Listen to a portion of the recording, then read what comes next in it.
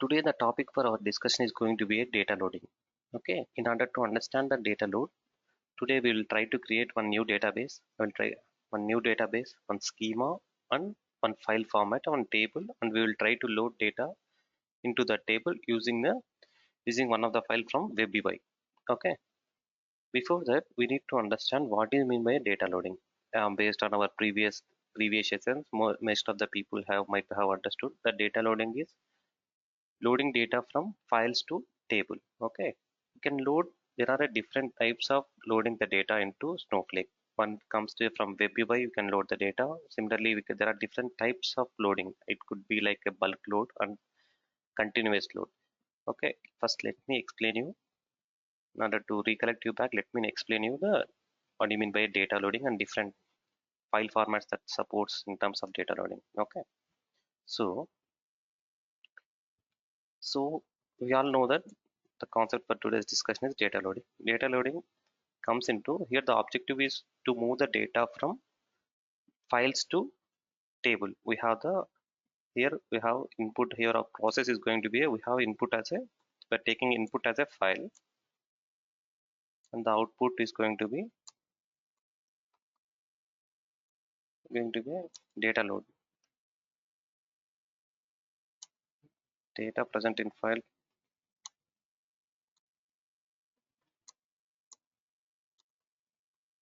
put into table. Okay, this is what the data loading. We are taking the files. We are taking the files which are present, and we are going. The files contains the data, and we are going to move the data into a table.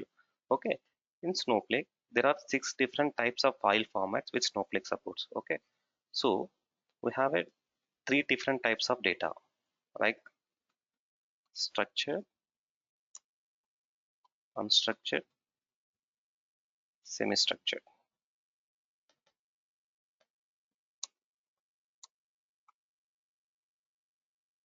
Okay, you can load in Snowflake. We can load structured and semi-structured data. Whereas unstructured data, we can process unstructured data. We can load into the stage. Unstructured data can be loaded into a stage, and this can be processed using the UDFs and stored procedures. Okay, so we have a structured data. The supported file formats for the structured data is present in the CSV. It's going to be comma separated values, which can be separated with comma, or it could be separated with a pipe, or it could be separated with a tab space. These are going to be this is going to be a structured file where the data is going to be in a comma separated values. Then we have a unstructured data.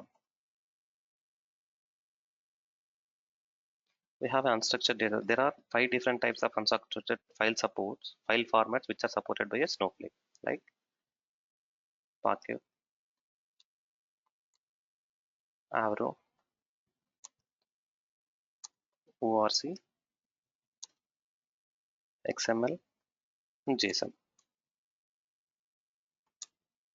Okay, there are total 6 supported file formats. Okay, see, once we have a structured supported file format with CSV, unstructured file format, we have a 5 different types of unsupported file formats which are be supported by a Snowflake.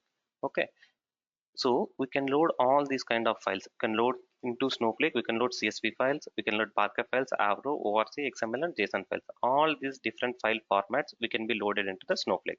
Okay, while coming to the unstructured data, sorry, this is going to be a semi-structured. While coming to the unstructured data,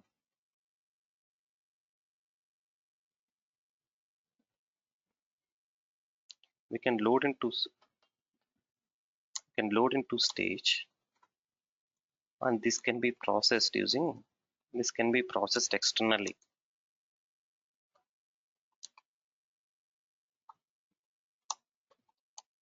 using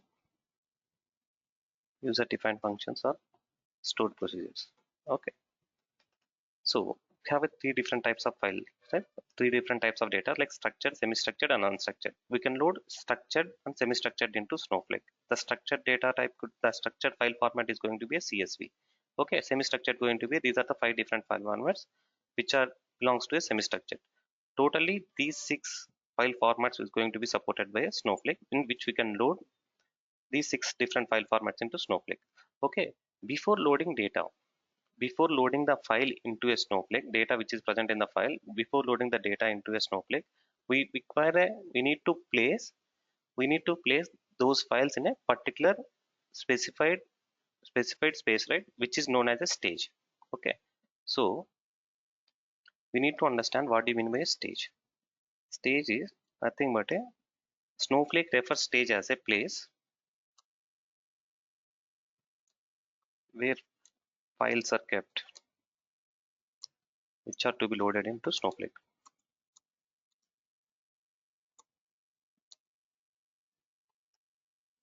Okay,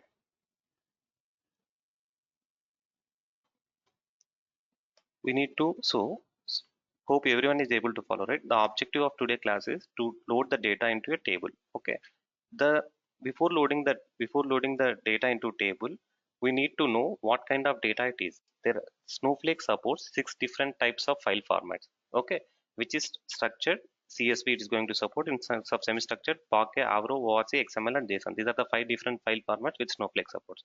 Okay, before loading these files into a Snowflake, we need to place these files in a stage. Okay, we have what do you mean by stage? Snowflake refers stage as a place where we are going to keep the files which are need to be loaded into Snowflake in particular location, which is known as a stage. We have two different types of stages. Have two different types of stages. One is going to be a external stage, and another going to be internal stage. Okay, external stage. If the files which are not which need to be loaded into Snowflake, if it is kept in externally other than Snowflake, externally it could be like if you are going to keep those files in AWS, Azure or GCP, then it is known as a external stage. Okay, external stages can be like AWS, Azure or GCP. Okay, we have a three different types of internal stages.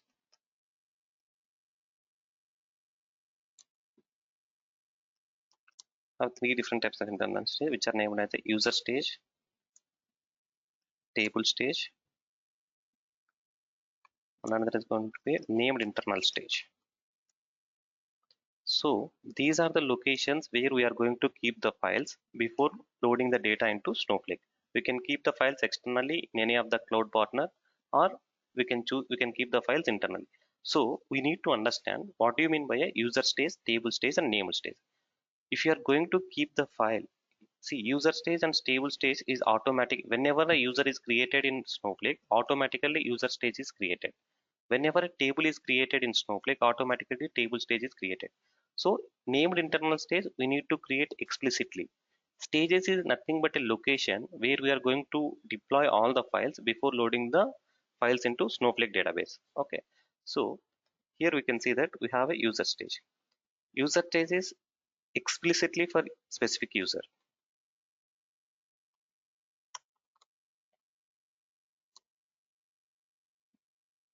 Specific user. Table is dedicated for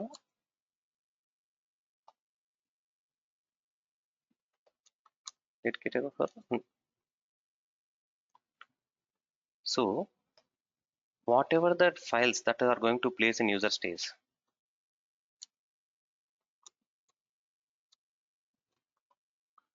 he can load all the user whoever the user, he is going to have certain files, right? If the files are uploaded in the user stage, so he can load all the files in a tables wherever he have access. So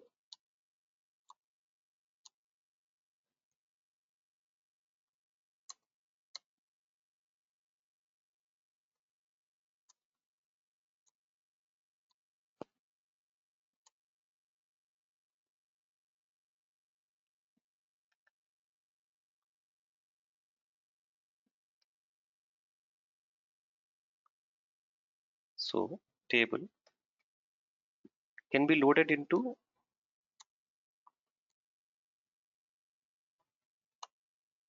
this table.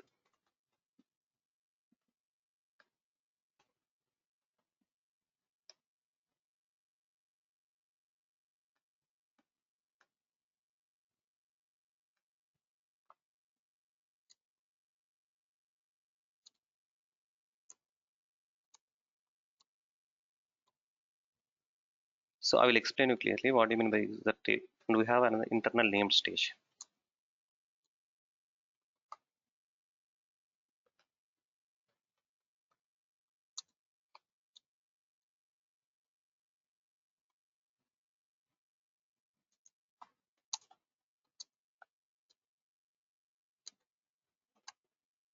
Load data into different tables.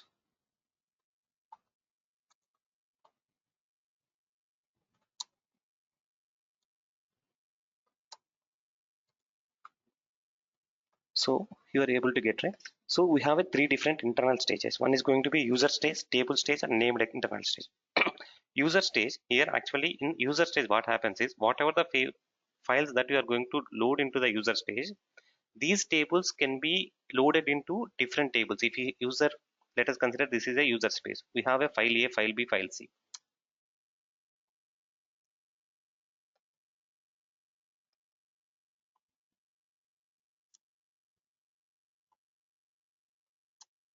Okay, here we have a different tables like,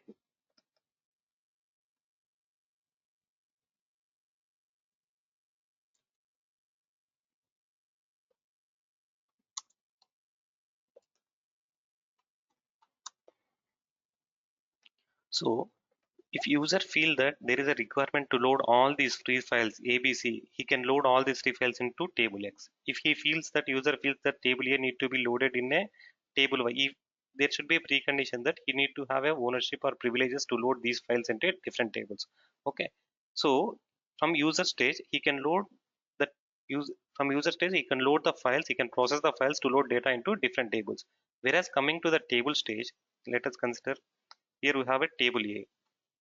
Table stage means here we have multiple files, file A, B, C.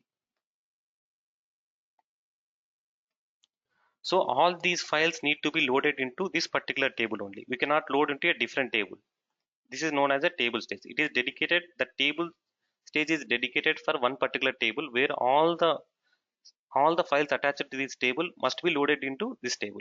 Whereas coming to the named stage, so user, only one user have access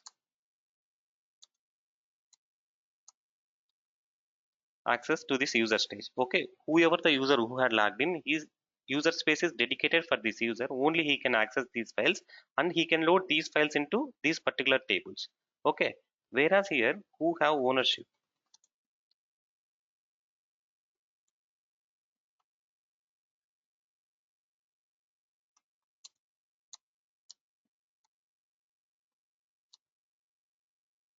who have privileged for this table, who can load the data in this table. For all those users can look into this table space and they can load this data into this particular table. Whereas the named internal stage,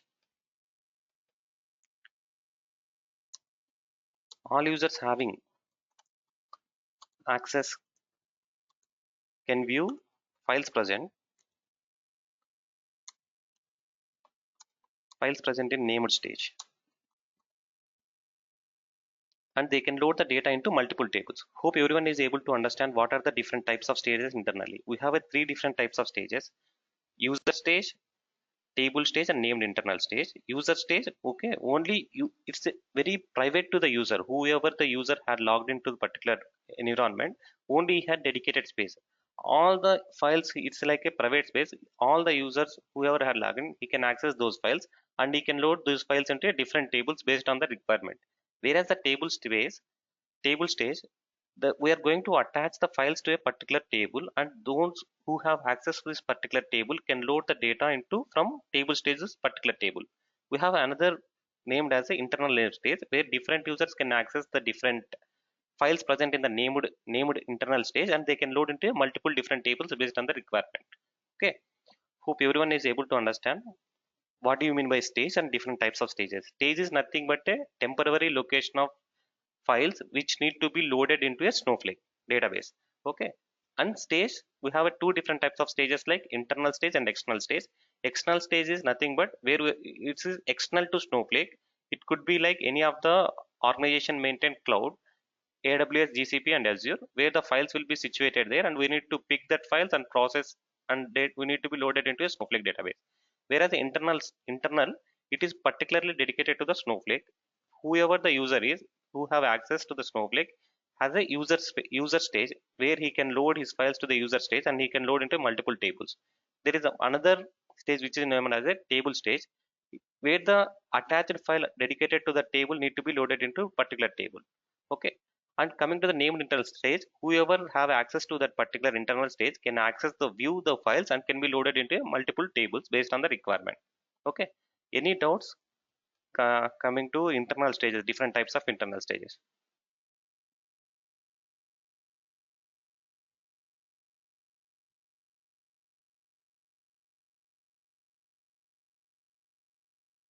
Okay, if there is no doubts, yeah. Okay, again we need to understand what are the types of loading. So okay, you need to understand types of loading. Snowflake supports two different kinds of load. It's in nothing but a bulk load and continuous load.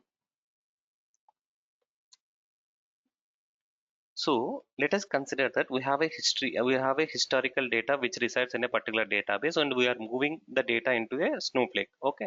So we are going to extract those data and we are going to keep the files in the stage environment.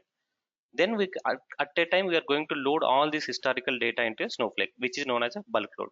Coming to the continuous load, once the bulk load historical data load is completed, we need to move data on a continuous basis to Snowflake. So what we are going to do, instead of doing manually loading into the stage environment and we are going to moving again manually, we are going to automate using the Snowpipe. Snowpipe is a continuous data flow which we are going to ingest the data into Snowflake. These are the two types of loading which Snowflake supports, like bulk load and continuous data load. Okay. Any doubts coming to continuous? What do you mean by bulk load and continuous load? Okay, with this stage, with this environment setup, actually hope everyone is able to understand different types of stages and different what are the types of loading. So we in Snowflake we can load the data into Snowflake in a different types of ways, like using the web UI as well as using continuous Snowpipe streaming, and there are different types of ways. So let us today discuss about the how we are going to load data using the web UI. Okay, before going to discuss that, we need to what are the we require three, we need to understand data, how we are going to create the database in Snowflake, how schema is created, how file format is created. Okay, so these three plays a essential role before loading data into table. Once if you understand these three, then we are going to create the table and we are going to load the data into Snowflake using the web UI for today and tomorrow. Then we will move to the Snowpipe. We are going to automate entire process using the Snowpipe. Okay, now let's move here into the Snowflake. Let's see how we are going to create the database and we will look into the schema. So this is the syntax for creating the database. If you can see here, so the people who don't know the SQL, this could be very new to you, but do not worry. I will try to explain each and every point here, whatever you are saying. Okay. This is the syntax that you are going to create the database. If you can see here, the first line shows that create or replace transient database if not exist. So with this, you can understand that create means we are going to create a new, we are going to create something. Here in our example, we are going to create a database. So we are going to create a database. What does the replace represent means? If the database which we are going to create now is already present means, then we are going to replace it with the new database which we are going to create. Whatever the data that contains in the database, please drop it and going and create with the new database with the same name that we are going to. Here we have the word transient. To understand the transient, we need to understand the concept like time travel and failsafe. Okay, let's discuss the word transient here. We have two different types of databases in Snowflake. Okay, one is going to be a permanent database.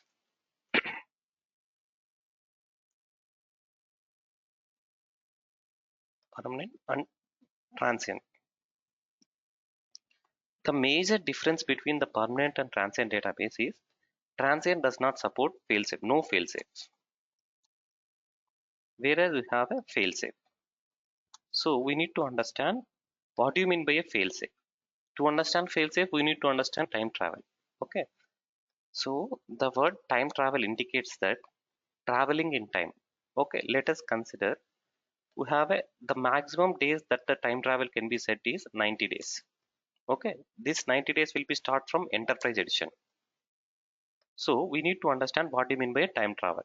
So sometimes what happens is unexpectedly or accidentally we will drop an important data. We will delete our important data. So we will forget it. Let us consider that we have dropped the important data around 1 week back and we have forget about that and we are working on the continuous data requirements on our business requirement. So suddenly on a 15th day or 16th day, one user comes and says that there is no the data which needs to be present in our table was not present, which was mistakenly dropped by another user. So we want to retrieve the data.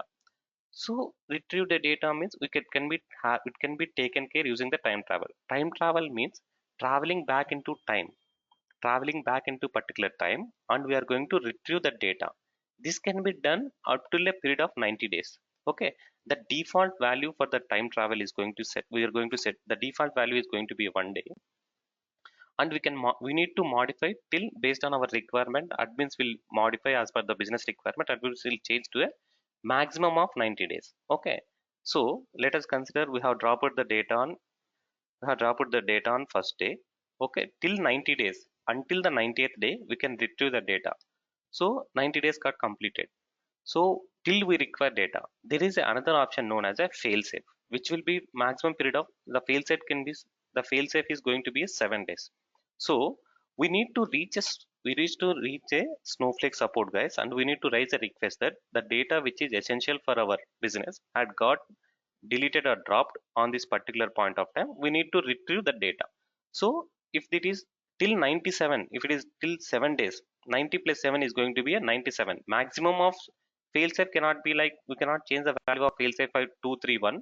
7 days it is going to be a constant. We cannot modify the failsafe period. 7 days, till the 7 days period we can raise a request to the Snowflake and we can ask to retrieve the data. Snowflake will pitch in and they will try to they will try to recreate our data. They cannot recreate, they will try to retrieve our data which we have dropped unintentionally. Okay, this is how this is how the time travel and fail safe differs. So we will explain you this one well when we are discussing about the different types of labels like permanent, transient, and temporary tables. We'll discuss about the time travel and fail safe. For now, understand that transient databases does not support the fail safe. Fail safe is means once the time travel period is completed, transient databases don't have a fail safe period. Only permanent databases will have a time travel and fail safe. Hope everyone is able to understand what is the difference between the permanent database and transient database. Okay. Any doubts here?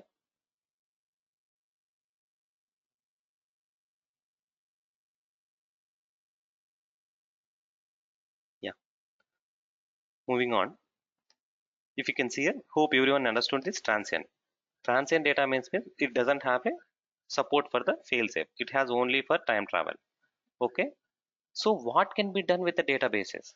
What so we can create the what there are four different options that you can create the databases. Okay, we can create the database. You can create the new database. If there is no database, you can create the database. So there is another option which is known with the clone database. Okay, what happens is sometimes we require the particular data need to be entire data need to be cloned. Cloning is nothing but we have a concept like zero copy cloning. It doesn't occupy any physical space, but it whatever the data that is containing in the entire database, it is going to be replicated in the we are going to clone. We are going to replicate all the data into this clone data object. And once only if there are any changes it happen in the changes are going to happen in that clone database, then only we are going to incur the storage cost. Till then it will be reference to the primary database. Okay, then there is another requirement when we are going to create a database is nothing but a share. We have a concept like data sharing. Once there is a requirement to share our data to another different user. It could be if there is a if the user have a Snowflake account, then we are going to create the we are going to create the full access with this name as a full access account. If the user don't have a Snowflake account, then we are going to create a Snowflake account for him, and we are going to create the reader account for him, and we are going to provide access for him. In that case, we are going to create the shared database. and there is another requirement where there is in order to replica of database. So you need to understand what do you mean by a replica and clone.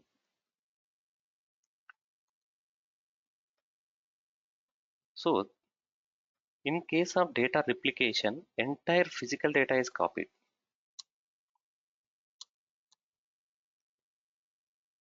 Whereas coming to the clone, only we are going to reference it. Okay. Why the requirement is going to be the requirement, I mean to say the usage is going to be different. Why we replicate the data means for the future purpose. That is considered if something happens with the current database.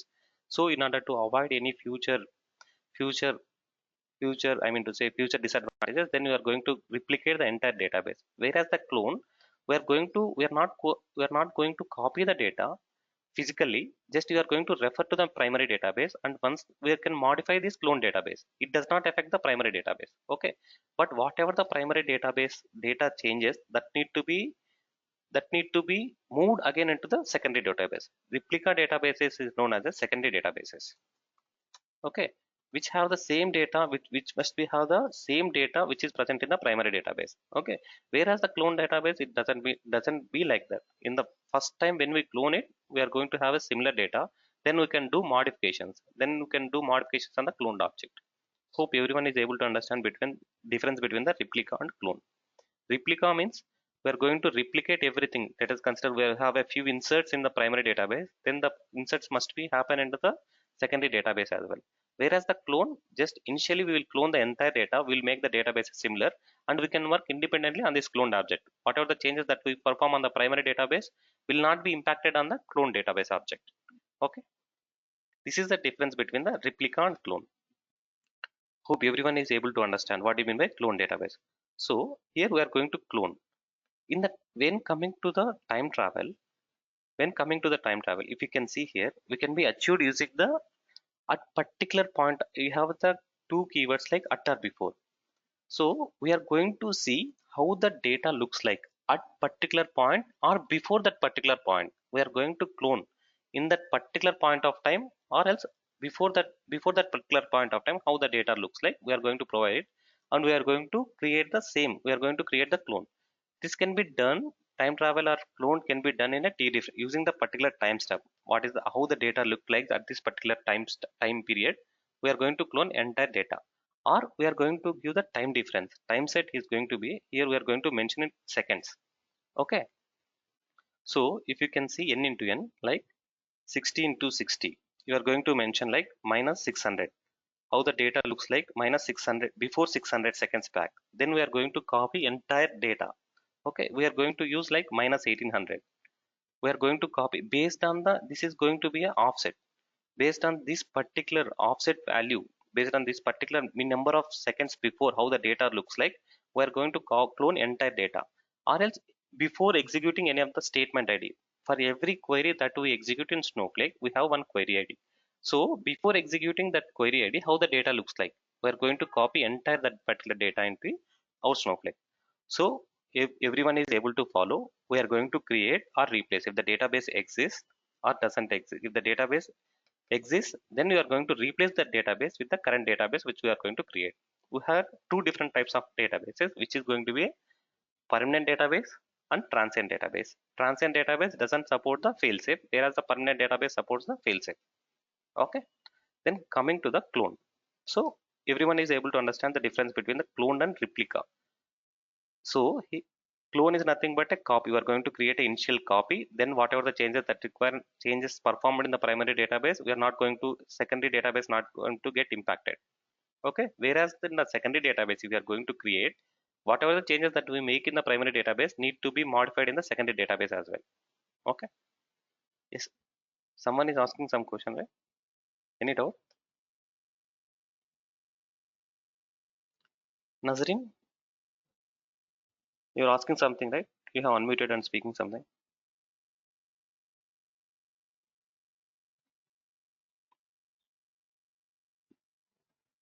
They're not able to hear you, Nazrin.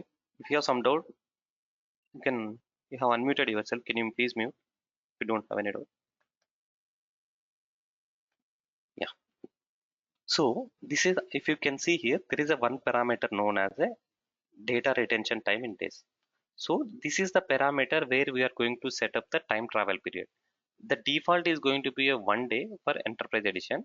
So here we can create, you can, the data retention time in days can be set until the 90 days based upon the requirement and user requirement and business requirements. We are going to the admins will modify till a period of 90 days. There is another parameter known as a maximum days retention time in days. So okay, so we have a concept known as a streams. Coming to the concept of streams, we are going to utilize this change data captures in order to whatever the new inserts happened, whatever the updates that has happened in a particular data, we are going to work with this kind of new updates, new data and updates that had happened. In those cases, what happens is we need to maintain the data particular period of time before the stream is utilized by the destination table. If the destination table doesn't utilize the data which is present in the stream, the data is going to get staleness. So what we will do is, the default period for the max data retention time in days is going to be a 14. It can be increased till 19 days. Okay. Let us consider here a scenario. If the data retention days in days going to, we are going to set as a 9. Despite of it, we can set it as a maximum of 90 days. Okay. In order to make, you will understand this concept when we are discussing about the streams, how we are can, how the, what we need to do when the data becomes tailless. Okay. This is what the data max data retention time in days is. Coming to the another concept known as a default DDL collation. So what happens is, collation, we need to understand this word. So generally speaking, we do, these are all in depth, it's not required, but it's actually essential to understand the syntax of a database creation. We need to understand the collation. Collation means we can specify our own rules to search in a particular column. Okay. Let us, we need to telling, it's like telling to the Snowflake that these are our rules, that whatever the rules that you follow to to sort and order in a particular column, don't follow that.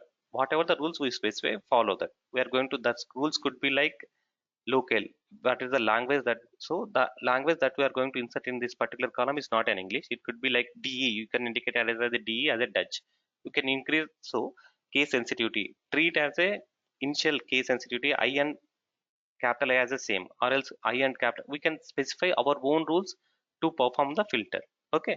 We can perform the comment, if you want to give any comment for the database case, then we can provide it. There is another parameter known as a tag.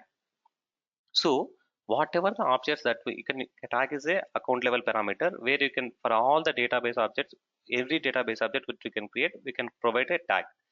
Why these tags are helpful means, like, let us consider we have a scenario where in the engineering time we have a ECE can be considered as a one of the tag that is given for a one particular student, where we can try to group all the students belongs to ECE.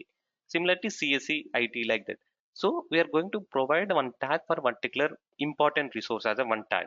So this can be, since which contains the vital sensitive data is going to provide a one tag where we can club all the tags and we can apply the masking policies, or you can utilize the, you can monitor these data exclusively to avoid any kind of sensitive data need to be leaked or get and get not to fall in some other hands. Okay, this is the importance of tag.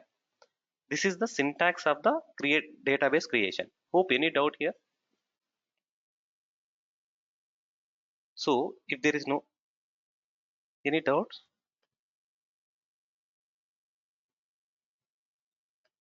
okay. So if you can see here, let us create one database. All these are the whatever the syntax that specifies here.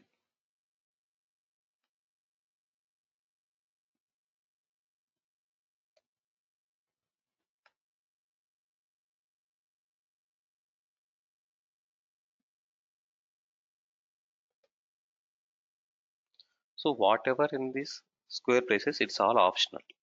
If it is not required for you, you can just simply remove it.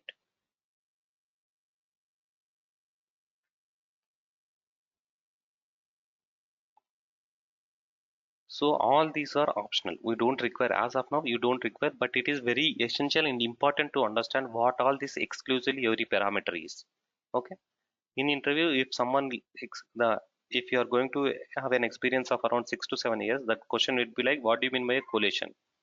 how we are explain about the correlation and what are the different types of parameters that you use to perform collation. Okay, the importance of collation will not be understood if you are working.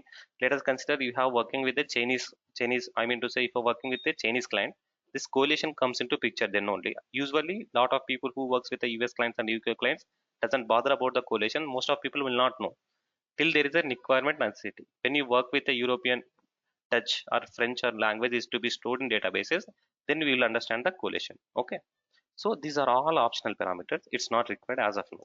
So currently I'm removing all this. So create database, and generally you can provide the database name as my second database. Okay, just, and you can click on here. So you will get the message as a second database created successfully. Okay, you have a first database I have already, so I have created the second database. If you can click here and refresh, if you can see here, second database is created. So whenever the database is created, automatically Snowflake provide with the two schemas. Okay, one is the information schema and public schema. Information schema contains the views where we can, where it is essential to look about the Snowflake, export Snowflake billing, Snowflake views, account billing activities. All these are present in the Snowflake different views. Okay. Then moving on to the public view for the general usage. We don't require this view actually. So similar to the syntax of a database creation, we have the syntax for the syntax for the schema creation.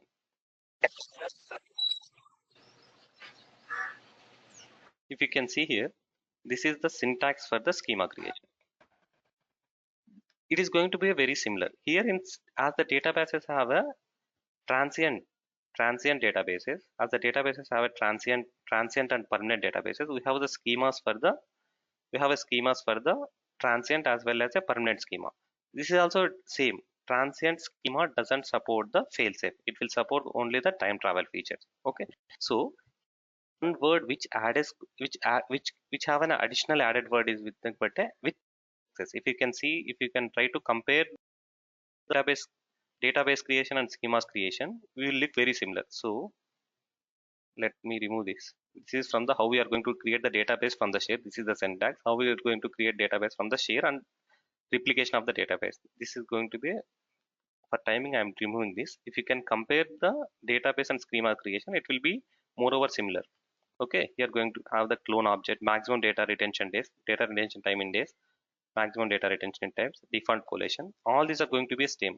One thing which added here is the which managed access. Okay, with managed access comes into picture when we are working with the clones. If you are going to clone this entire schema and create with a managed access means, then who is the owner of the schema is, and he have the entire ownership and he is going to manage all the schema. If you are not going to create the schema with the, if you are going to remove this and create the schema, then whoever the user, the ownership will be transferred to the another user and the ownership will be transferred, then he can provide privileges to the different user. This is what the difference between with managed access and without managed access. Okay, now let us create the one schema. It is moreover similar to the syntax of creating the database.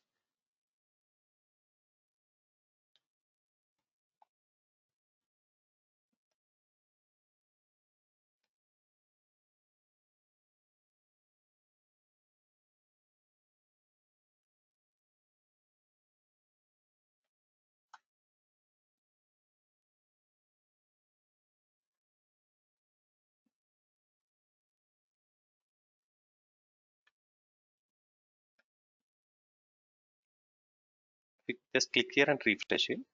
You can see the skin schema here. Okay, now we need to understand the file format before data loading in, before going into the data load. We need to understand the how we are going to create the file formats. Okay, it has a lot of different parameters to create the file format. Okay, as we discussed, right, there are the 6 different types of file formats that will be supported with the Snowflake. While coming to the structured data, we are going to take care, we are going to consider the CSV file. All the unstructured data, we have a, there are different file formats in the current industry, but Snowflake supports these 5 different types of semi-structured file formats. Okay, which are going to be JSON, Avro, ORC, Parquet, and XML. These are the 5 different file formats which are semi-structured, will be supported with the Snowflake to load data into a Snowflake. Okay, This is the syntax. Which one is more, Mohan? Usually, So yeah. which one is going to? Okay, okay. Yeah. Yeah, actually, as per current industry standards, earlier when coming to the traditional data warehouses, CSV is the file format which we generally use. Okay. Then what happened is the data, lot of data is coming into the picture. Everything which need to be structured is very difficult to manage. So the importance of structured data is getting reduced gradually. No way, I mean to say, very currently when case of data migration projects where the already the data present in our rdbms databases, so in that particular environment we are moving the data into Snowflake. Earlier, based on the earlier industry, earlier we have only 100% of data sitting in a structure. Okay, what happens is currently the industry standards are going to be a 60-40. While coming to based on the different business, based on, I mean to say, business requirements, 60, whichever project you choose in the current day market, 60% will be structured data and 40% will be like unstructured or semi structured data. Okay, there are industries like if you look into the Facebook, Twitter or like that, it's all going to be unstructured data only. We are going to work with the MongoDBs or knows all that. We are going to work with the NoSQL DBs when coming to the unstructured, semi-structured and unstructured data. The current day, if you are going to project in the next day from tomorrow means 60% you will be working on the structured data, 40% would be like semi-structured and unstructured. If you are working with the say Snowflake means only, I mean to say, mostly Snowflake we are going to load with the semi-structured data. Okay, we cannot load unstructured data. We can process the unstructured data using the external functions like I mean to say UDF, user defined functions, which are executed AWS. in the externally like AWS Lambda functions like that are stored procedures. Okay, mostly CSV. I mean to say, if you're working in the data When you, migration, no, no, yeah. Mohan, when you're using externally like Lambda, Hmm. so you just want to have script, you want to write scripting, right? Then it Yes, comes better, right? The exactly. scripting Lambda. Yes, yes. So in So Snowflake again, only we can write yes, script using the Python, Scala, Java. We can, but these will be yeah, that's executed right. externally in AWS Lambda functions Okay. in whichever area you choose. So then that's one scripting also done by us, or it's be done by its own. No, no, no. We need to do actually. We need to have a skill set. If you Yeah. are working Okay. on the user-defined functions, or these are the complex. This is the going to be a complex skill set where you, if your user-defined Yes. functions are written in Python, you need to have a knowledge on Python and as well as a SQL. Okay. So we need if you're working, if you're writing in a Scala, we need to have a knowledge on Scala to write these user-defined functions which are executed externally. We are going Hmm. to do that. So yeah, scale scripting is not workable here. I just want to use Python Scala itself No, no, no. Shell for scripting is not scripting. work. I'm asking. Yeah, scripting perspective only we use very minor to connect to the any of the servers, Linux servers or only their areas we are going to work with the shell scripting. You when we are working with Okay. the So, SnowSQL, we have a SnowSQL which is known as a command line interface. Tomorrow we will discuss about this. A command line interface which is similar to WebUI. We have a command line interface in order to interact with a Snowflake. There, shell scripting will be used, but most of the code will be writing in the SQL only. We are not going to utilize shell scripting here. okay, sure. Yeah. So it's now you are using NoSQL, right? No, no, no. NoSQL. In 60/40. Okay, okay. 65, no, no, no. 60-40 NoSQL connect. Actually, so here 60% of the data is going to be a structured data, right? Where it's going to be like CSV files, tab separated or pipe separated files. And 40% is going to be let us consider among this 40%, 20% is going to be semi-structured and 20% is going to be unstructured.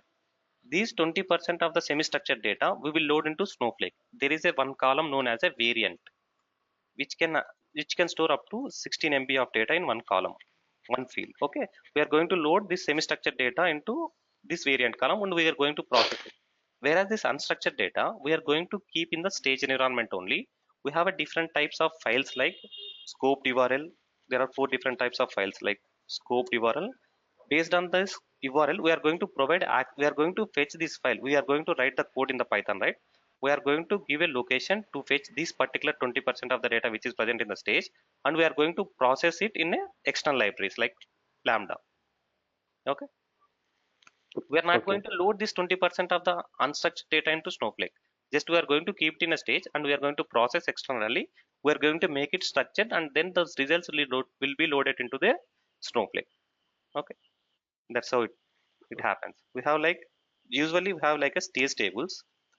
We have like a stage tables, and here we have a processing tables, and we have a like a destination. We call it as a destination or reporting ready tables.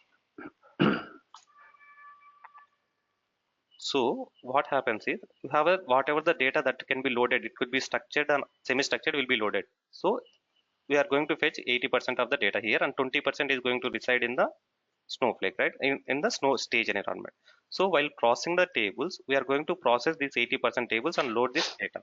So for this 20%, we are going to write user defined functions or stored procedures. We are going to process it.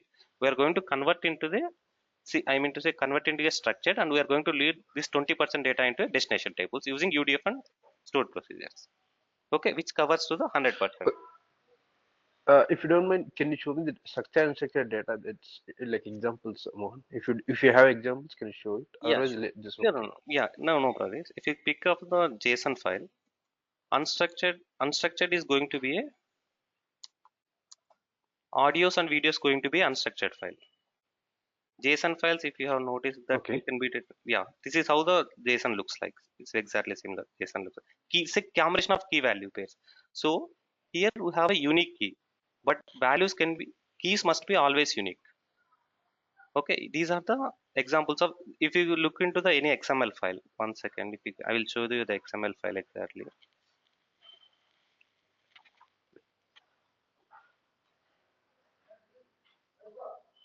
These are the HTML, right? All the HTML files are written in the XML.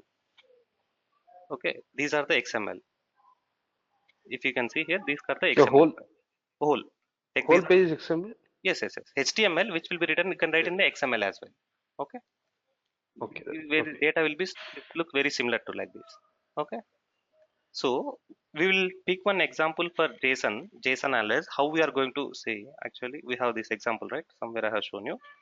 So we will pick that example. We are going to understand how we are going to fetch the data based on the key. We are going to separate based on the value. So one second, I have shown JSON example. Right?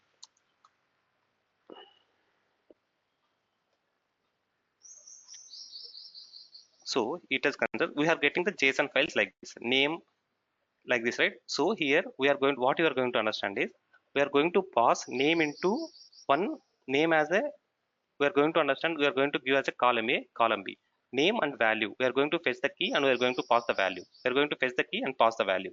Fetch the key and pass the value. See, name is for all the JSON files which we are going to receive.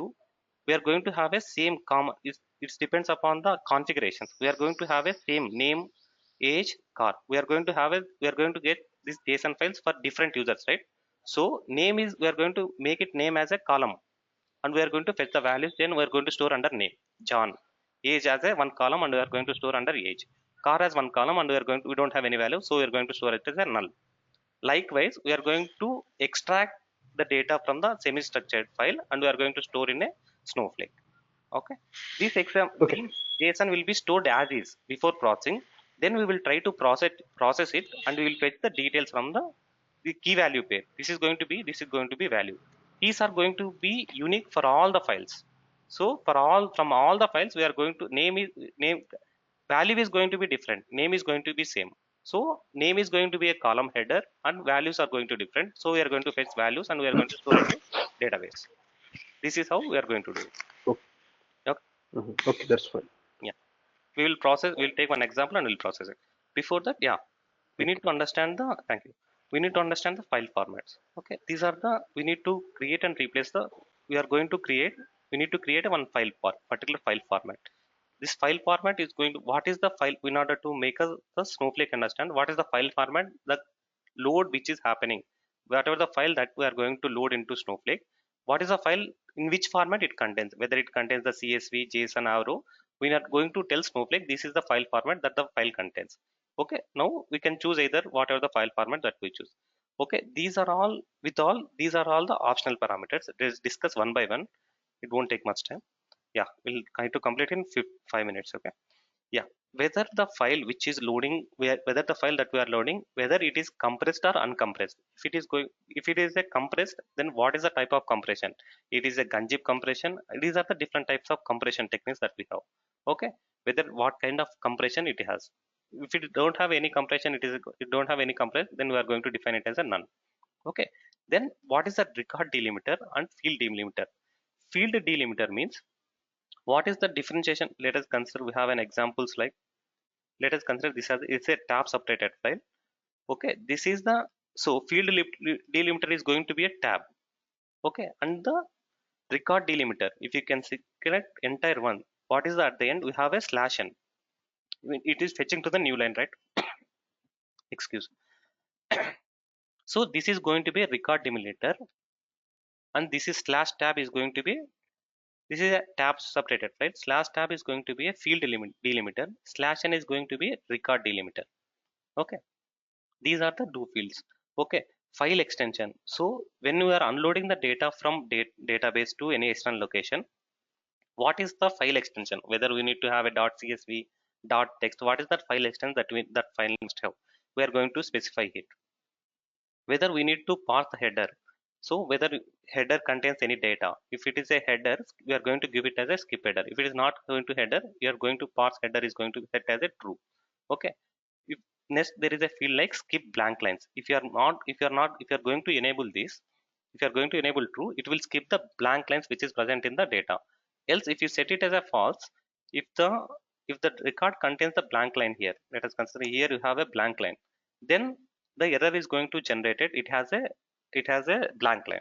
So if you set it as a true, then the system will ignore that and will process the next records. Okay, what is the date format that we are using? Month, year, month, year, like that. Different type date formats we have. What is the time format that you are using? What is the timestamp format that you are using? Okay, let us consider that if you are going to load the binary, if you are contains the binary data, zeros and ones, then we are going to while loading the data, how it need to be encoded? Either it need to be hexagonal, either it could be base 64 or UTF general UTF-8 data, which need to be loaded in a Snowflake. Okay, what is the escape character that we are going to choose? How we are going to escape? We have certain fields that need to be escaped. Let us consider there is a data in the. We'll show in one example tomorrow. If this data need to be if this must be loaded in Snowflake, how this must be escaped with the Snowflake. Okay, we are going to define what is mean by we are going to give what is the escape character. Okay, what is the escape enclosed field? How we are going to enclose those fields? All these are temporary parameters. Temporary parameters we can either based on the data that was present that we are trying to load into Snowflake, we are going to define them. Whether we are going to trim the space, I mean to say we need to, there is a certain requirement where you must not trim the space and space must be loaded. Okay, there is a certain requirement. Let's consider space trimming means Mohan and we have a space here. So we need to load whether Mohan space need to be loaded as is or just Mohan by deleting the space. This is what the, when you set to true, it will delete the space and it will load. If you set to false, it will load with the space. Okay, there, then again what happens, if you can see here, error on column counts matching. Raise a error when there is a mismatch in the columns, or else don't raise error. If you set to false, don't raise any kind of error. Just load matching rows. I mean to say matching column headers, whatever the data is present, just load them. Okay. How we are going to replace the invalid characters? Let us consider that we presume that this is the invalid character that we are going to get it. How we are going to replace this invalid character?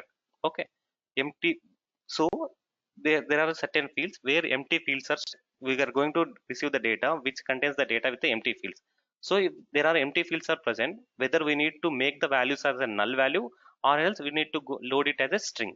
If you are going to if you are going to this field load, make this parameter as a true, then it will load it as a null value or else it will load as a empty string. Okay, this is one parameter. And skip byte order mark, there are certain where it, initially while every record contains the byte order mark, certain I mean to say whatever the data that we receive, they are going to contain the certain order mark whether we are going to delete it or not. And what is the encoding? Okay, while loading the data, what kind of encoding we need to use? Usually UTF-8 is the general encoding data, I mean to say normal English, we have a UTF-8, UTF-16 like that, right? We are going to utilize UTF-8 is going to be default and we are going to utilize this. So in case if you are using the JSON, these are the different parameters. If the file you have chosen the file format as a JSON, these are going to be moreover similar. This is going to be similar. What are the different parameters? Similarly, if you are going to choose Avro file, these are the different parameters. If you are going to choose ORC, these are the parameters. So these are the different parameters that we need to utilize based upon the data. We need to look at the data. We need to see it. And initially, if you notice some things like we have a null blank spaces, right? Then we are going to skip blank space equal to true, and we load it. And let us consider that after a certain period of time, we notice another error. So then we need to debug. Let us consider we have noticed one special character. So we are going to take this special character and we are going to replace it whatever the value as per the business requirement. Similarly, we are going to debug it based on the errors and we will try to load the data. Okay.